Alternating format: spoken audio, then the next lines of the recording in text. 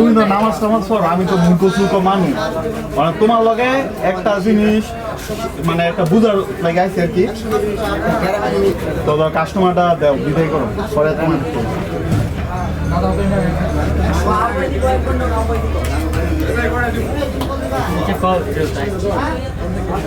মনে করেন আমি তো দোকানদারি করি, তো আমার এক বড় ভাই আছে, তো বড় ভাই তোমার খাড়ি খাওয়া হয়েছে। আরেকটা দোকানদারে মিটারের তোমার যে কাঠ মিটার আছে না, কাঠ মিটার চালে আলাদা কাঠ মিটার তোমার ট্যাব পড়বো আর মানুষ হয়েছে তোমার দোকানদার হয়েছে 13 জন।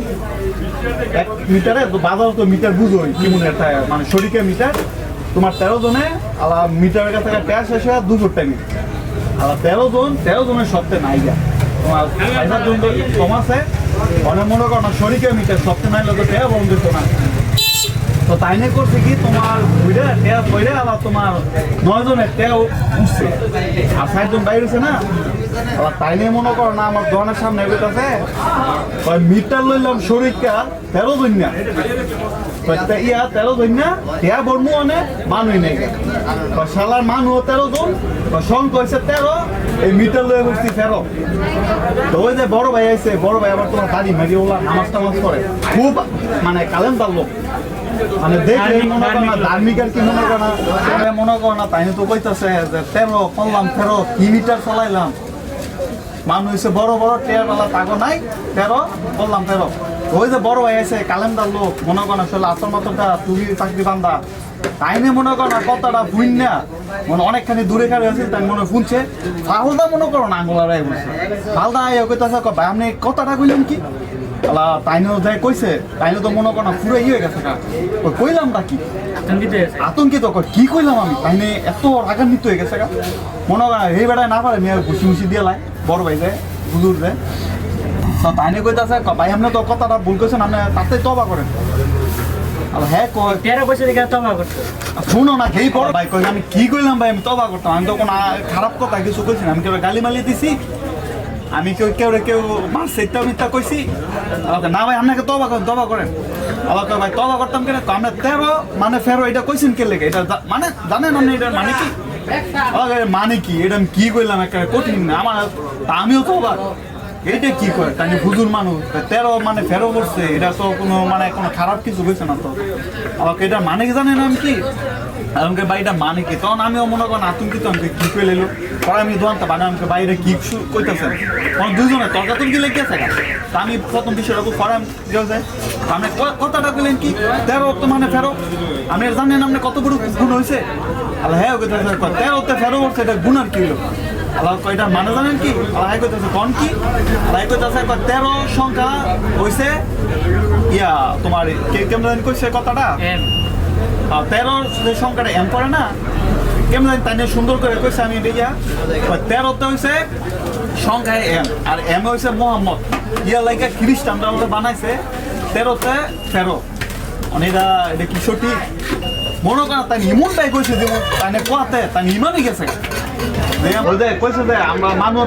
13তে করছি ফেরো এই কথার মাধ্যমে বল নবীর অপমান করা হয়েছে।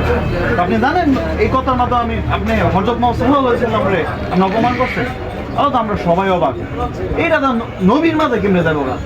আল্লাহ ফরাম করতেছে কেমনে আল্লাহ যুক্তি দিচ্ছে কি কোনো 13তে হয়েছে ইংরেজি বর্ণ আছে না ইংরেজি হচ্ছে লেটার যে এই লেটারে এম হয়েছে 13 নম্বর বর্ণ বলে এম অক্ষর যেটা লেটার কি